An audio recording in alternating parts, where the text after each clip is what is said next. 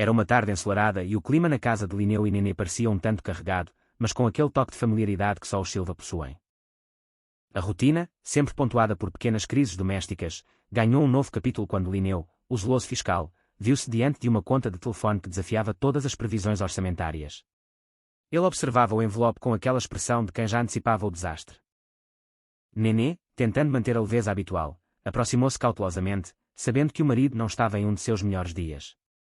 O diálogo fluiu, carregado de desculpas e explicações sobre o celular, que havia passado mais tempo nas mãos de Tuco do que nas da própria dona.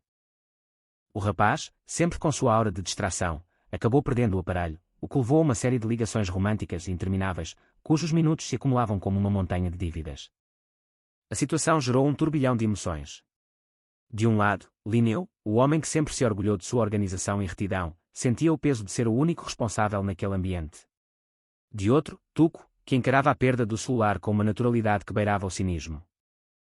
No meio de tudo isso, o destino pregou uma peça curiosa. Linneu recebeu, pelo correio, uma carteira que havia perdido há 35 anos. O objeto, carregado de nostalgia, continha documentos de uma época em que o próprio Linneu era um jovem estudante, não tão diferente do filho que ele tanto criticava por sua falta de foco. Foi o ponto de virada para uma reflexão profunda. Enquanto isso, na pastelaria, o clima era de puro caos dramático. Bebel e Gina conversavam sobre as angústias da vida adulta. Gina, com seus enjoos e incerteza do atraso em sua menstruação, temia o peso de uma gravidez inesperada, ainda na faculdade. O medo de enfrentar o futuro, de ter que abrir mão de planos, pairava no ar como uma nuvem cinzenta. Bebel, tentando ser a amiga solidária, oscilava entre o desespero de Gina e suas próprias preocupações com a balança e o peso das palavras de seu amado Agostinho. O teste de gravidez, um pequeno objeto que decidiria o rumo daquelas vidas, tornou-se o centro das atenções, despertando sentimentos que iam do pavor à esperança. Linneu, em sua busca por autoconhecimento na praça, relembrou os dias em que ele mesmo esteve na pele de Tuco. Ele recordou o pânico que sentiu quando Nenê lhe contou sobre a gravidez de Bebel.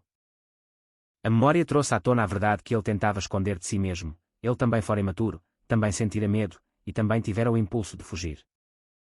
Ao confrontar o passado através daquela velha carteira, Linneu percebeu que a responsabilidade que ele tanto exigia de Tuco era, na verdade, um processo de aprendizado que ele próprio tivera que percorrer. A vida não era uma sequência organizada de acontecimentos, mas uma colcha de retalhos de erros, acertos e, acima de tudo, perdão. A cena se expandiu para incluir Agostinho e Maria Isabel em uma discussão hilariante sobre um suposto teste de gravidez que, ao final, não passava de um mal-entendido. O farmacêutico, envolvido na confusão, mal conseguia processar a terminologia em inglês, transformando a tensão em uma sucessão de momentos cômicos. No fundo, todos buscavam a mesma coisa: segurança e aceitação. A notícia de que Gina não estava grávida trouxe um alívio momentâneo, mas a lição central já havia sido aprendida. A grande revelação do dia não foi o teste, mas a humanidade de Linneu. Ao admitir para o filho que ele também já fora um jovem confuso, alguém que cometeu erros e que buscou conselhos equivocados, o patriarca da família Silva rompeu as barreiras geracionais. Tuco, por sua vez, encontrou espaço para crescer. Ele entendeu que ser pai, ou ser responsável, não significava abrir mão de ser feliz, mas sim aprender a sacrificar o imediato pelo que é eterno. A conversa final, entre cervejas e risadas, selou a paz entre pai e filho. Ao fim do dia, a família se reuniu novamente na sala. A carteira, o motivo de tantas brigas e reflexões, agora repousava como um troféu de que o tempo passa, mas os laços permanecem. Nenê e Linneu, olhando um para o outro, reconheceram que, apesar das contas a pagar, dos celulares perdidos e dos sustos com testes de farmácia, o que realmente importava era a união. Eles haviam sobrevivido a décadas de incertezas, e aquela pequena crise não seria diferente.